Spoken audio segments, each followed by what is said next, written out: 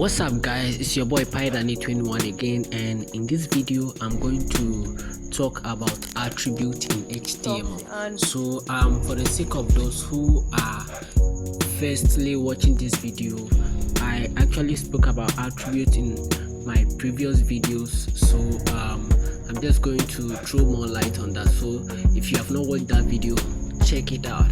And for people who are just visiting my channel, if you are new, just make sure you subscribe and leave your comment in the comment section, and also leave me a like to help the YouTube algorithms. Without much ado, let's get started.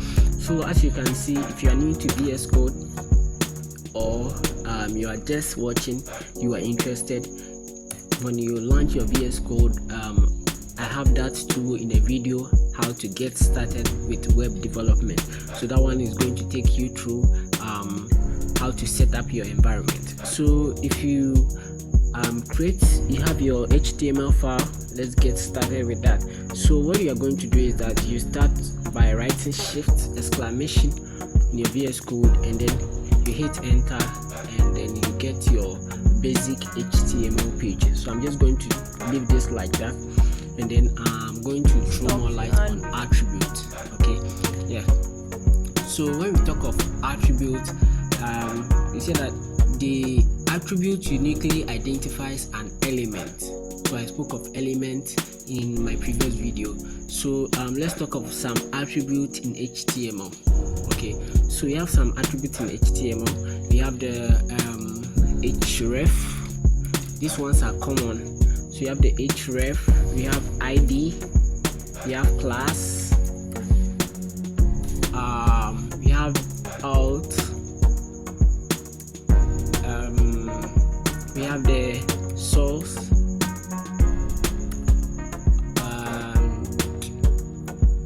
we have the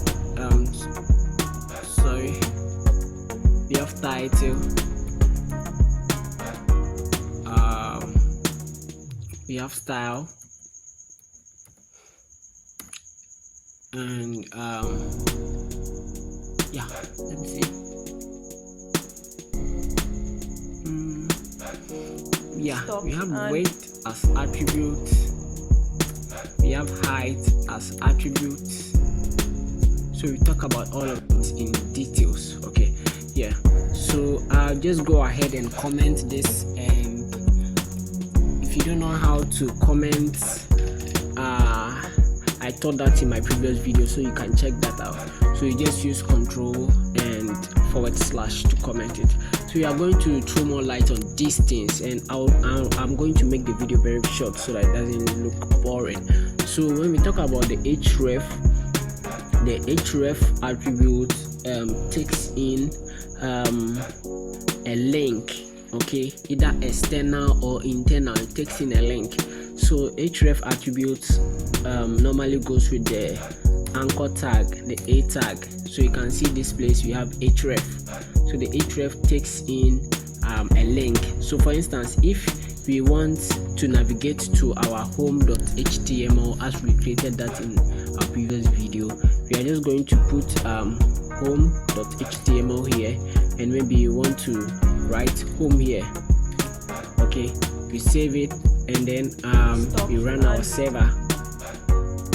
So we run our server, and then we can see home here.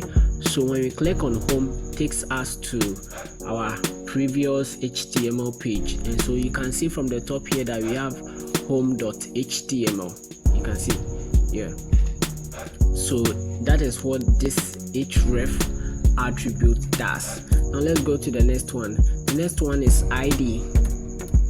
So the ID is basically used in almost every HTML tag. You can use ID inside. Okay, so let me say div tag with an ID. Okay, let's just do it simple so that it doesn't confuse anybody. So div tag, and then you see ID inside like this. So you give it an ID. You can say this is my container, like this. so that will be fine. The ID is not going to appear on your site. Okay, it's not going to appear on your site. It's going to be used as selectors. Okay, so we have this ID. For now I'm just talking about the attributes, so you see how they are being used. So this is for the ID. So maybe I can just put some content in this particular div. So I can say friends like this. We check our site and let's go back, refresh, and then we can see friends here. Okay, so now what I want us to do is I want us to put our server to the right side so that whatever we are doing we can see it. Okay, so let's talk about the class attributes too. So the class attributes, let me just talk about throw more light on the ID attributes. So the ID attribute, if you are creating a div and then you want to give it an ID, you can just say hash, then you put the ID name. So I can, what I just did for this place, I can just say hash container like this. I hit enter and I have the same thing. You can see it. Yeah, so I'm just going to comment this and then we move on. So let's talk about the class. So the class is also like the ID, and they are all used as selectors. Okay, I'll talk about selectors later, but now I want to show you how this our attribute works. So our class is also like the ID, and they are used as selectors for CSS. So that one too, you can just say dot and you give your class a name. So let me say class name like this. Name like this. You hit enter and you can see a div with a class attribute, and then the class name is inside. Okay, so I can say class here. I save and then it appears on my site. Okay, or you can just write your div like this, and then you come here, you write class, and then you put your class name inside. It's the same thing. The first one is to make it easier for you, so it's the same thing. So just going to say class inside. Okay, now let's quickly talk about the alt attribute. So alt attribute is basically the full name is alternative. Okay, so alt attribute, it's basically used when we are working with images. So when I say my img like this, you can see source and alt here. So I spoke about alt in the previous video, and I'm going to speak alt attribute describes or gives more or throws more light about the image if the image refuses to load, or if the image source is wrong. Okay, so if our image refuses to appear, the alt attribute, everything we've placed there will appear. So for instance, I'm not going to put any link in the source attribute, and I'm just going to say the image is called image like this. So I've just placed in the word image as my text for the attribute, the alternative attribute. So I'll save it, and now you can see the image refusing to appear, but the alt comes here. Can you see that? Yeah, exactly, that's what I'm talking about. So now let's give our image let's go to the next one, and then we talk about the source so that we can use the image for it. So when we talk about the source attribute, src attribute, it basically talks about the source of your media. Okay, so the source of your video, the source of your picture, the source of your audio, you get it? Yeah. So I spoke about the source being organized. So I spoke about the fact that if you are working with media files, audio, picture, or video, just make sure you organize them in one folder. Okay, like this. You can see I have a picture, I have a video like this. Okay, so that it doesn't look scattered, and sometimes it makes your let me say your code looks nice, and then your filing out, it also makes it easier. Okay, so sometimes when you are looking for a particular file and you have to look around, it will become difficult for you. So when everything is in one folder, you just go there and then you look for it. So now let's just add some attributes here. So I'll just look for an image, and then I save, and then you can see the image appear here as we did in the previous video. So that's for the source attribute. Now let's talk about the title attribute. So basically every HTML tag or every HTML tag you add to your site, you can add a title attribute to it, like the class and the ID. Okay, so let me say hash name like this. This is a container with an ID name. So I just put Fred here like this, and then I will add title to it. So I want to show you how the title works. So I'm just going to put click as the text for the title. So let's see where the Fred appeared. So the Fred appeared at the bottom.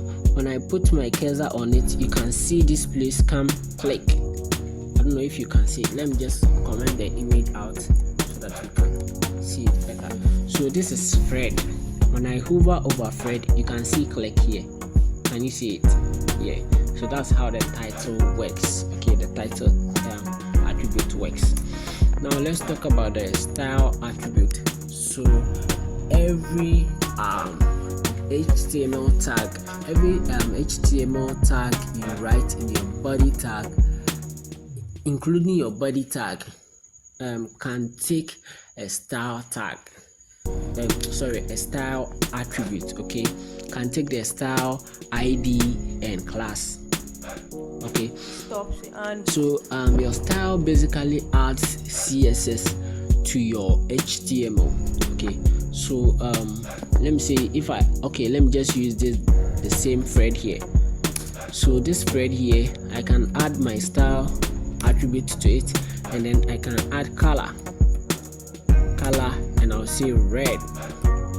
So now I've added CSS in my HTML, and you can see the Fred turn red. Can you see it? Let me just add more. So let me just add background. So we are writing CSS in our HTML. Say background color, and then I'll choose blue. I save it. Now you can see it like this. So this is how our style attribute works. Now let's go to the next one. We have the width and height attribute. I'm going to explain them together since they work hand in hand. Okay, without this spell height. Okay, so when you are working with images, and images, every IMG tag takes this width and height as attribute only for images. So let's go back and then comment our image here, save it. So now you can see our image has taken the whole page like this. Okay, and it has given us a random width and random height. So what we can do here is that since our IMG tag can take or defaultly takes width and height, we can add width and height to our image to make sure it appears nice. So I'm just going to say 500 pixels. We use pixels to